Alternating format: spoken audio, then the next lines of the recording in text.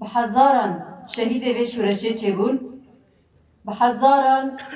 غازی و شورشه چبون بحزاران بریندار و شورشه چبون اگر امیرو لبه داره بدلکی رحات به هفدورا پار ودکن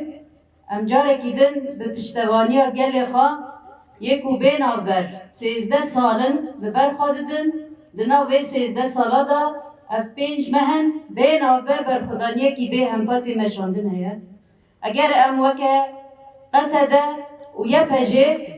ایرو دچبرین پیش دا مشارکی دجوار دا جبرو پیدا جی چه خطری سر مهبه چه ایرشی هبه دیسا جی امه و باری بگرن سر ملقا ام جاره کیدن بسایا گلقا bu peşengtiya dayık u bavê xwe em li vê derê em vê berxwedaniyê di şexsê we hemiya da ji bo hemû gelê Bakur û Jilatê Sûriyê silav dikin û pîrûz dikin.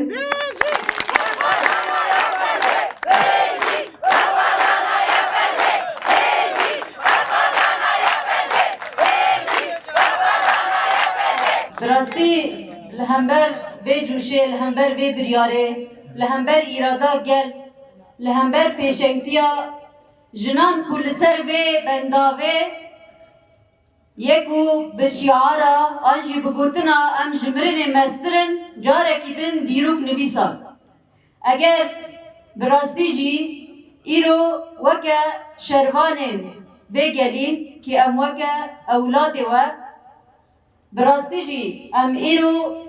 bi kîjan zehmetiyên din ra rûberû werin em bawerin em ê heman berxwedaniyê bikin em ê heman welwestê bidin diyarkirin ji bo wê elbet di vê oxirê da gelek hunermend siyasetmedar ketkar şervan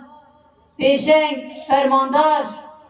hema şehîdê li vê bendavê jî çêbûn pir rengê wê hebû yani ji hemû pêkhataya em bigirin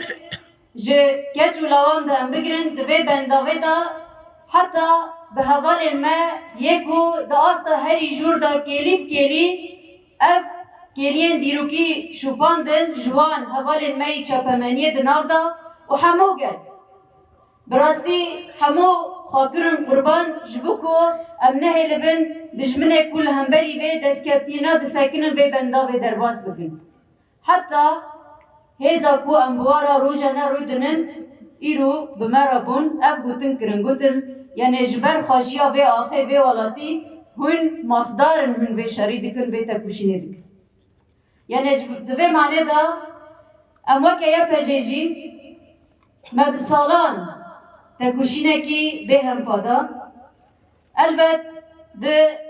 berxwedanî û tekuşîna bendavê da jî di şexsê hemû hevala da me rastî nûnertiya heqîqetê kir ku em weke gel her tim weke pîvana xwe yê esas ji xwe re bigirin li pişt şûreşekî eger gelê wê sexlem bê ne mumkîn e ew şûreş bin bikeve ne mumkîn e ew şûreş nirxê xwe ji bîr bike ji ber wê carekî din yani bi navê hemû fermandariya me ev berxwedaniya ku hate meşandin aniha jî di vê kêliya da gelek hevalê me hîn di çeperê xwe de ne eger di çepera de ne ev tê mane ku ev ax ev destkeftî ev welatê parastin ji bo wê berxwedaniya ku gelê me kirî sûza me ew e ku ji vir û pê de jî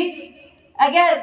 di wexta aşîtiyê de eger di wexta şer de vê ji hemû pêvajoya re em sûza wê didin ku em ê carekî din li pêş gelê xwe bin em ê bi pêşengtiya jinan vê şûreşê bixemlînin em ê serkeftinê tacîdar bikin carekî din em dibêjin silav ji we re bijî yekîtiya gelan bijî berxwedaniya qesede bijî berxwedaniya yekî